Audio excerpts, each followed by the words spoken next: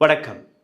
இந்தியாவில் மட்டுமல்ல, உலகத்தில் இருக்கக்கூடிய மிக பிரபலமான கோவில் எதுவென்றால் அது திருப்பதி தேவஸ்தானம். உலகத்திலேயே எல்லாற்றுக்கும் அதிகமான பக்தர்கள் போய் வேண்டிக் கொள்ளக்கூடிய கடவுள் அல்ல கோவில் எதுவென்றால் அதுவும் திருப்பதி தேவஸ்தானம். உலகத்திலேயே இந்த கோவிலிருந்து வரக்கூடிய பிரசாதம் தான் மிக பாப்புலரான பிரசாதம் என்றும் பல்வேறு நபர்களுக்கு தெரியும்.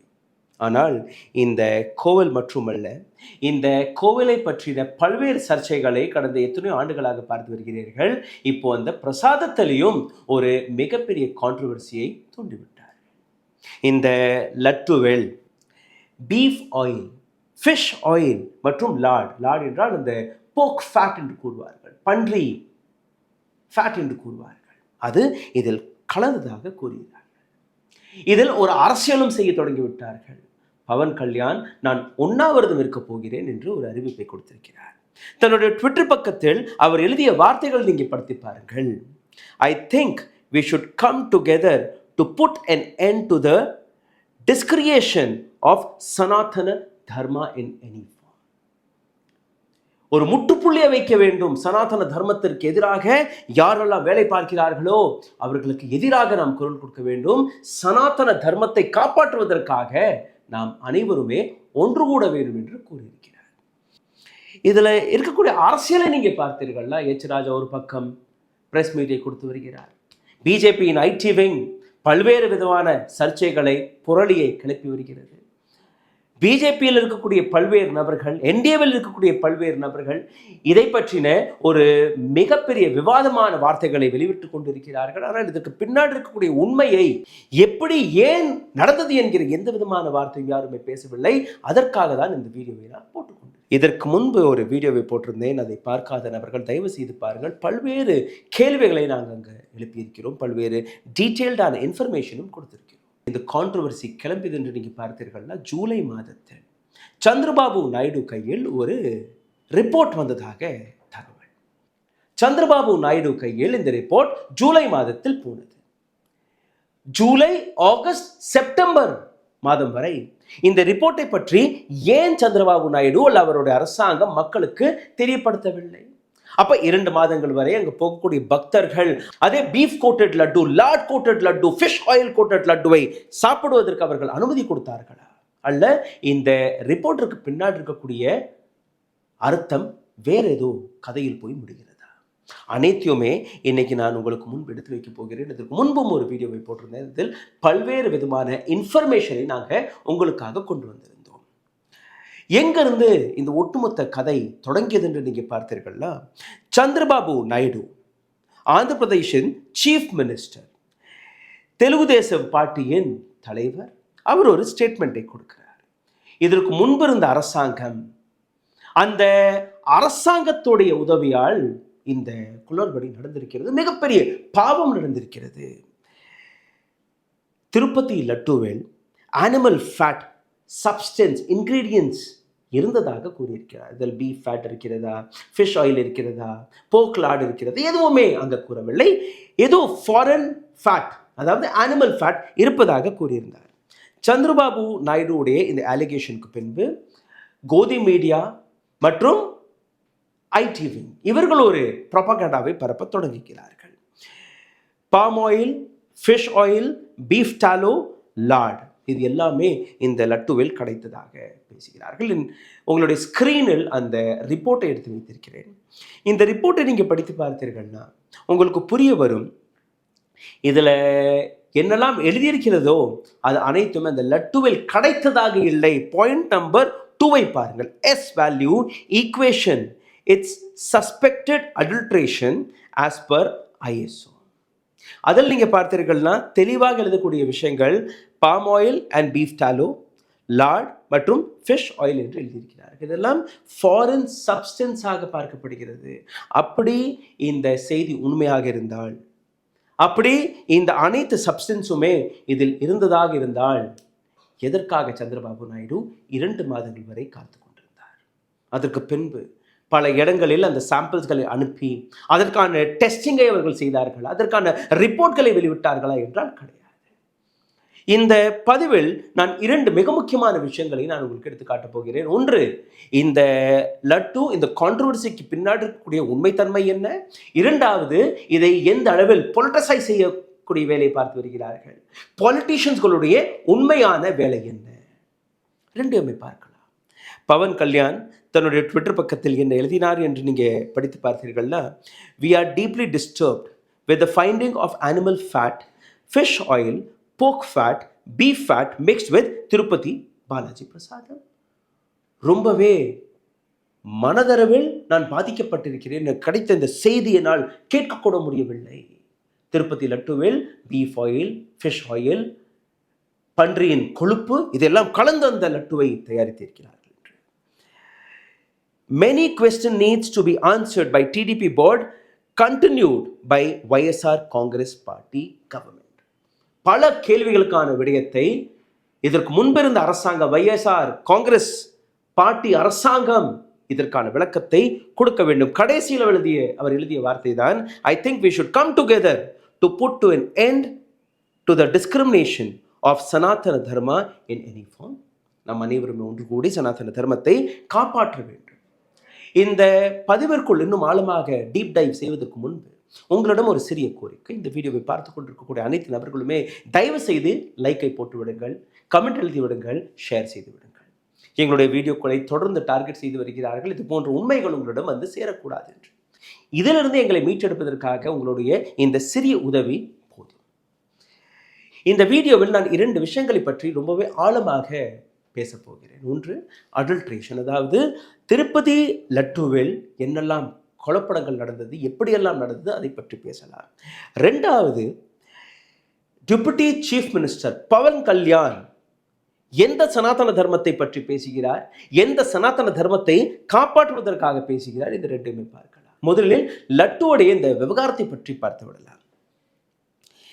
எவ்வளோ ஒரு சீரியஸான விஷயம் என்று நீங்கள் பாருங்கள். மக்கள் நம்பக்கூடிய ஒரு ஸ்தலம், பிரசாதம் என்று நீங்கள் எதை கொடுத்தாலுமே மக்களுடைய நம்பிக்கை எவ்வளோ ஆழமாக இருக்கிறது என்றால், 2 கைகளையும் ஏந்தி அந்த பிரசாதத்தை அணிந்ததற்கு பின்பு அப்படியே தலையில் திராவக்கூடிய வேலை தான் நாம் பார்ப்போம். அந்த அளவில் கடவுள் மீது இருக்கக்கூடிய நம்பிக்கை, பிரசாதத்தில் யாருமே கலப்படம் செய்ய மாட்டார்கள் என்கிற அந்த நம்பிக்கை.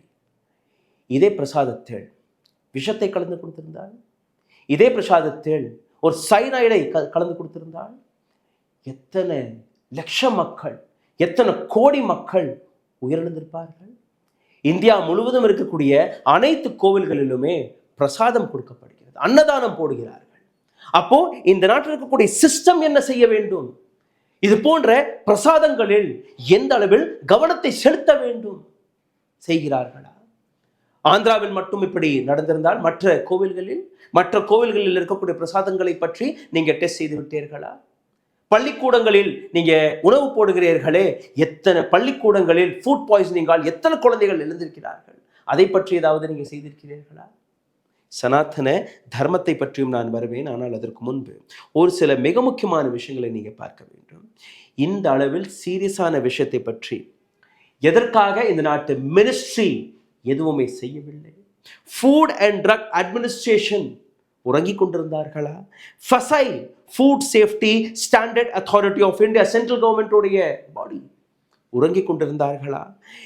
எந்த ரெகுலேட்டரியும் இல்லாமல் எப்படி இது போன்ற மிக முக்கியமான கோவில்களில் பிரசாதம் தயாரிக்கப்படுகிறது என்று நீங்க அது குற்றச்சாட்டு எடுத்து வைக்கிறீர்கள். இந்த இடத்தில் பொட்டென்ஷியல் எந்த அளவில் ஒரு மிக பெரிய கான்ட்ரோவர்சிக்கான பொட்டென்ஷியல் இருப்பதாக நீங்கள் உணர்கிறீர்கள். இந்த லட்டுவில் என்னெல்லாம் இருப்பதாக நீங்கள் கேட்டீர்கள். ஃபேட், பீஃப் ஃபேட், போக் ஃபேட், ஃபிஷ் ஆயில், எப்படி அது வந்தது, ஏன் இதையெல்லாம் பற்றி இந்த நாட்டு அரசாங்கம், இந்த நாட்டிற்கக்கூடிய அத்தாரிட்டிஸ் கவலைப்படவில்லை. நீங்கள் புரிந்து கொள்ள வேண்டும். இந்த நாட்டில் ஒரு சிஸ்டம் இருக்கிறதா? பிரசாதங்களை டெஸ்ட் செய்வதற்காக சிஸ்டம் இருக்கிறதா? முக்கியமான கோவில்கள், நீங்க திருமலா திருப்பதி தேவஸ்தானத்தை பற்றி தான் பேசுகிறீர்கள். நீங்க சபரிமலாக்கு சென்று பாருங்கள், அங்கிருந்து எந்த அளவில் பிரசாதம் கொடுக்கப்படுகிறது. தமிழ்நாட்டில் இருக்கக்கூடிய மதுரை மீனாட்சி அம்மன் கோவிலை போய் பாருங்கள், எப்படி பிரசாதம் கொடுக்கப்படுகிறது. ஜம்முவில் இருக்கக்கூடிய கட்ரா வைஷ்ணோதேவிக்கு சென்று பாருங்கள், அங்க எப்படி பிரசாதம் கொடுக்கப்படுகிறது. அப்போ நாடு முழுவதும் இருக்கக்கூடிய பிரசாதங்களில் இது போன்ற கேள்விகள் எழும்பும் போது அதில் பீஃப் ஆயில் அல்ல போர்க் ஆயிலை தாண்டி அந்த இடத்தில் விஷத்தை கலந்திருந்தால் என்ன செய்திருப்பீர்கள்? இது மிக முக்கியமான கேள்வி. அரசாங்கம் என்ன செய்கிறது?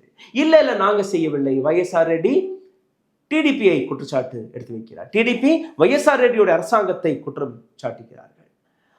YSR ரெட்டி இல்ல அத்தாரிட்டி, அங்க இருக்கக்கூடிய அதிகாரிகள் தான் இதில் தவறு செய்திருக்கிறார்கள். அதாவது ஒருத்தர் மீது ஒருத்தர் இருக்கக்கூடிய பழியை தானே போடுகிறார்களே, இதை பற்றின எந்த விதமான சிஸ்டத்தை பற்றி யாருமே பேசவில்லை. அங்கதான் நம்ம பேச வேண்டும். ஹைதராபாத்தில் இருக்கக்கூடிய டெஸ்டிங் லெபார்டரிஸ் தொடர்ந்து இந்த லட்டுக்களுக்கான சாம்பிளை டெஸ்ட் செய்து கொண்டுதான் இருக்கிறார்கள். இன்னைக்கு நேற்று கிடையாது, 300 ஆண்டுகளாக இந்த லட்டுவை தயாரிக்கக்கூடிய நபர்கள், அந்த 600 பேர் அனைவருமே ஒரே வகுப்பை சார்ந்த நபர்கள், ஒரே ஃபேமிலி ட்ரீயை சார்ந்த நபர்கள். அவர்களிடம்தான் அந்த லட்டு பிரசாதம் தயாரிக்கக்கூடிய அந்த ஃபார்முலா இருக்கிறது. அவர்கள் தலையில் முடிய கூட வைக்க மாட்டார்கள், கிளீன் ஷேவ் எப்பவுமே. அவர்கள் போடக்கூடிய ஆடை ஒரே சிங்கிள் கிளாத், சிங்கிள் ஃபேப்ரிக். அங்கிருந்து வரக்கூடிய ஒவ்வொரு இன்கிரீடியன்ஸும் நீங்க பார்த்தீர்கள். இன்னொரு ரிப்போர்ட்டும் நான் உங்களுக்கு எடுத்து காட்டப் போகிறேன். எந்த அளவில் திருமலா திருப்பதி தேவஸ்தானம் கொடுக்கக்கூடிய கான்ட்ராக்டில், இந்த டெண்டரில் எப்படி பேரம் பேசி வருகிறார்கள். 1 லிட்டர் நெய் எவ்வளவு ரூபாய்க்கு வாங்குகிறார்கள் என்று அதையும் நீங்க பார்க்க போறீர்கள். அப்புறம் எப்படி உங்களால் ஒரு தரமான நெய்யை வாங்கியிருக்க முடியும் என்று அந்த விளக்கத்தை நான் உங்களுக்கு கொடுக்க போகிறேன். ஆனால் இந்த இடத்தில் நீங்கள் வாருங்கள். மிக முக்கியமான கேள்வி, எப்படி இந்த பாலிட்டிஷியன்ஸ் இந்த ஒட்டுமொத்த விவகாரத்தை திசை திருப்பக்கூடிய வேலையை பார்க்கிறார்கள்.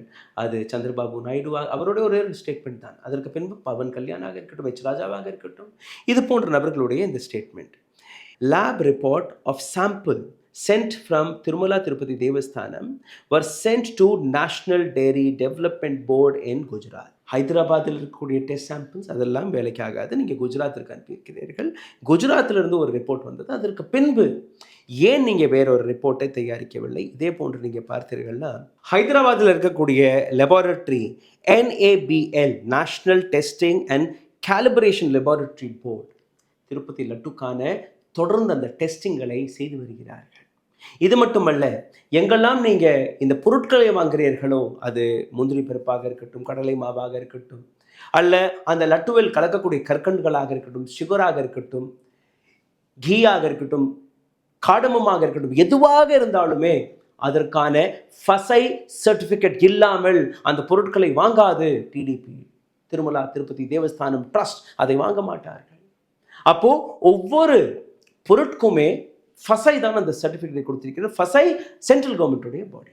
திருப்பதி தேவஸ்தானத்தோட இன்னொரு உண்மை நீங்கள் கேட்டுக்கிறீர்கள்னா, ஸ்டேட் கவர்மெண்ட்டுடைய இன்வால்மெண்ட்டோ அல்ல சென்ட்ரல் கவர்மெண்ட்டோட இன்வால்மெண்ட்டோ கிடையாது. நேரடியாக ஒரு தனிப்பட்ட பாடியாக அவர்கள் செயல்பட்டு கொண்டிருக்கிறார்கள். இதே இடத்தில் நீங்கள் இன்னொரு விஷயத்தை பாருங்கள். டிடிபி அங்கே வரக்கூடிய ஒவ்வொரு பொருட்களுமே அதற்கான 3 சாம்பிள்ஸ்கள் எடுத்து டெஸ்ட் செய்கிறார்கள். திருமலா திருப்பதி தேவஸ்தானத்திற்குள்ளேயே ஒரு ஹைடெக்கான லெபார்டரி இருக்கிறது. வெளியெல்லாம் அவர்கள் அனுப்ப தேவையில்லை. உள்ளேயே 3 சாம்பிள்ஸ்க்கான டெஸ்டிங் நடக்கிறது. அது நெய் வந்த உடனே அந்த ட்ரக்கில் இருந்து 3 சாம்பிள் எடுத்து டெஸ்ட் செய்கிறார்கள். அந்த டெஸ்ட்டில் ஒரு டெஸ்ட் ஃபெயில் ஆனால் கூட அந்த ஒட்டுமொத்த லாட்டை, அந்த ஒட்டுமொத்த ட்ரக் லாட்டே திருப்பி அனுப்பப்படுகிறது. இது போன்று கிட்டத்தட்ட ஒரு 43 முறை இது போன்ற லோட்ஸ்களை திருப்பி அனுப்பியிருக்கிறார்கள் கடந்த ஒரே ஒரு வருடத்தில். 1715ஆம் ஆண்டிலிருந்து இந்த லட்டுவை பிரசாதமாக கொடுத்து வருகிறார்கள். அந்த அளவில் இந்த லட்டுவுடைய ட்ரேட்மார்க் இருக்கிறது.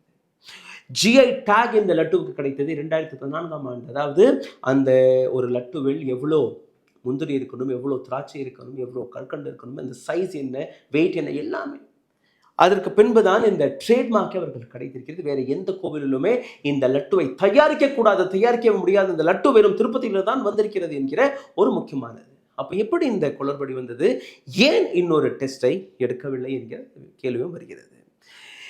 சரி, இந்த ஒட்டுமொத்த விவகாரத்தில் நீங்க பார்த்தீர்கள்னா, இந்த டெஸ்ட் ரிப்போர்ட்டை தாண்டி எங்கிருந்து இந்த நெய் வந்தது என்கிற அந்த கேள்வியும் மக்களுக்கு மத்தியில் வருகிறது. தமிழ்நாட்டில் இருக்கக்கூடிய AR டைரி, திண்டுக்கல்ல இருக்கிற இந்த கம்பெனி, இவர்கள் தான் இந்த நெய்யை சப்ளை செய்தார்களா. இவர்களுடைய ஸ்போக் பர்சன் கூறும்படி அவர் கொடுத்த விஷயம், நாங்கள் அனைத்து நெய்யுமே கொடுப்பதல்ல, எங்களிடம் இருக்கக்கூடிய ஒரு குவான்டிட்டி தான் நாங்கள் போகிறது. அந்த குவான்டிட்டி நீங்கள் பார்த்தீர்கள்னா திருப்பதிக்கே போகக்கூடிய அந்த நெய்யிலிருந்து 0.1% மட்டும்தான் நாங்கள் கொடுக்குறோம், முழுவதாக நாங்கள் கொடுப்பதல்ல, ஒட்டுமொத்த லாட்டை நாங்கள் கொடுப்பதல்ல. டிடிபியோடைய executive officer J Shyamala Rao அவர் கொடுத்த பதில் நீங்கள் பார்த்தீர்கள்னா, இந்த கம்பெனி வெறும் 320 411 ரூபாய்க்கு ஒரு லிட்டர் நெய்யை கொடுக்குறார்கள்.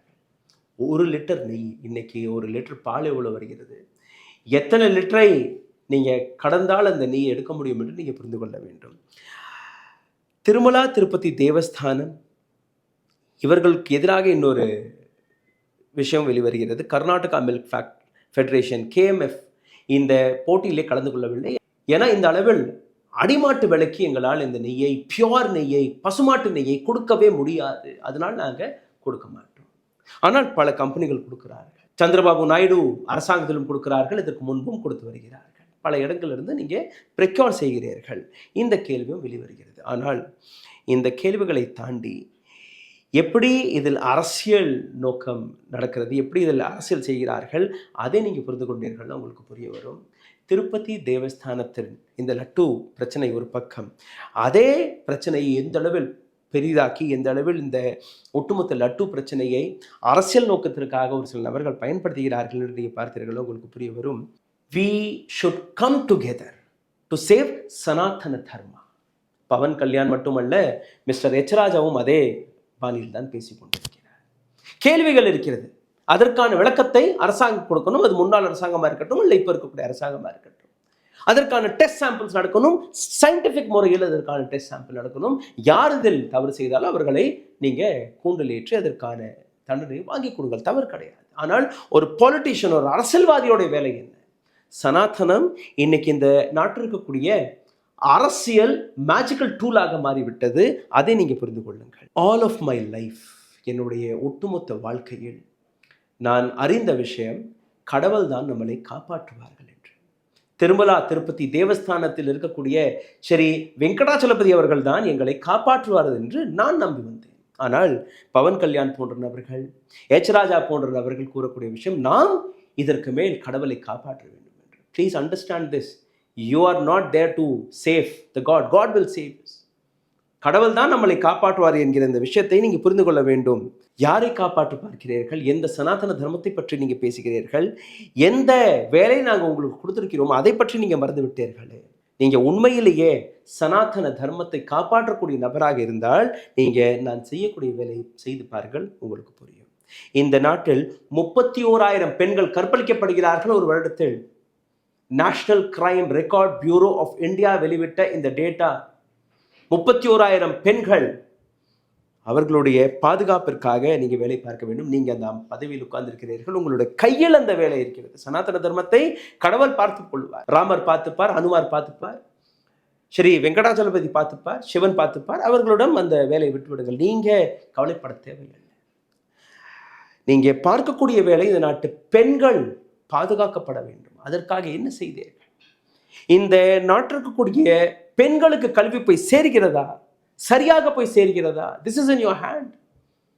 அதற்கான விளக்கம் என்ன? அவர்களுக்கு என்ன செய்தீர்கள்? பெண்களிடம் அந்த கல்வி போய் சேர்கிறதா என்று நீங்க பார்த்தீர்கள். இன்னொரு டேட்டாவை நான் உங்களுக்கு எடுத்து காட்டுகிறேன்.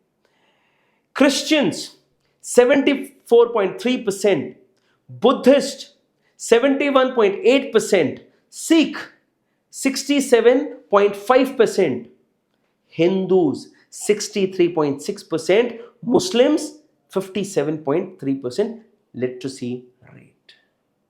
படிக்காமல் இருக்கிறார்கள், கல்வி போய் சேரவில்லை. இது இந்த நாட்டுடைய எஜுகேஷன் சிஸ்டத்துடைய உண்மை முகம்.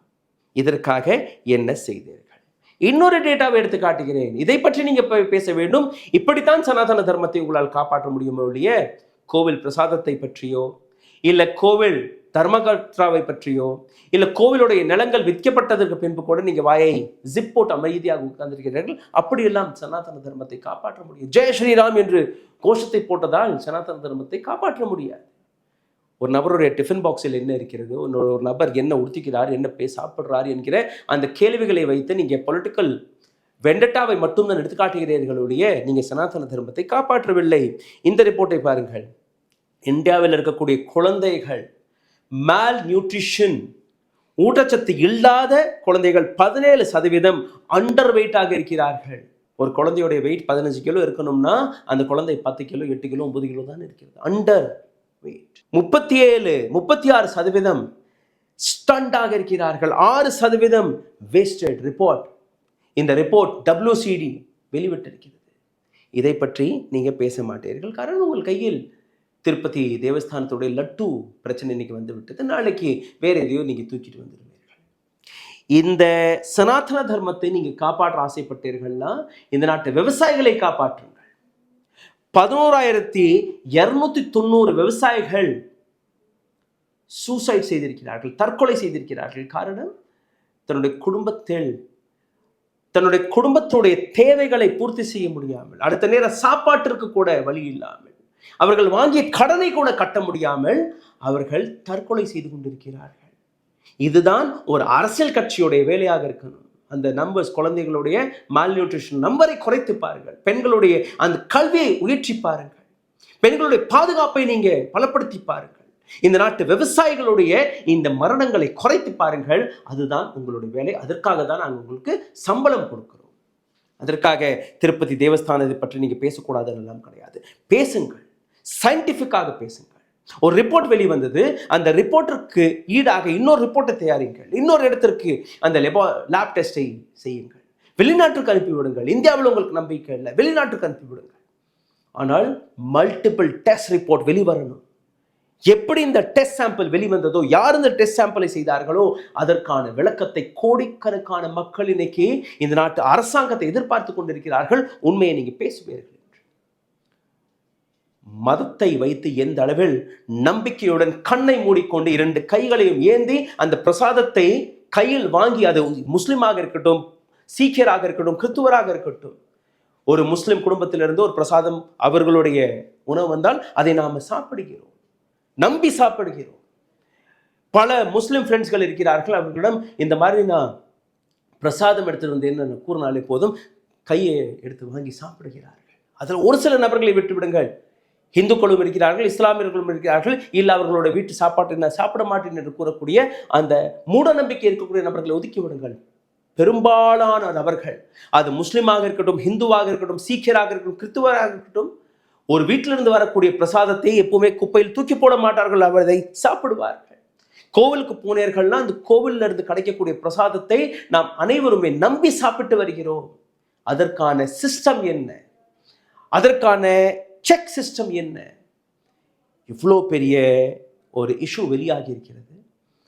அதற்கான விளக்கத்தை கூட கொடுக்காமல் நீங்க உண்ணாவிரதம் உட்கார போகிறீர்கள். Deputy chief minister of Andhra Pradesh, he has to be on action.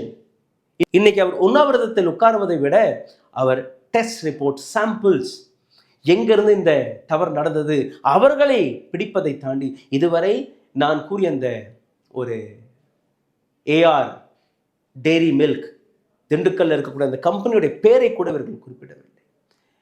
அந்த கம்பெனி மட்டுமல்ல, இது போன்ற எத்தனை கம்பெனிகள் இருக்கிறது. அமுலும் கொடுக்கிறார்கள், கர்நாடகா மில்க் ஃபெடரேஷன் அவர்களும் கொடுக்கிறார்கள்.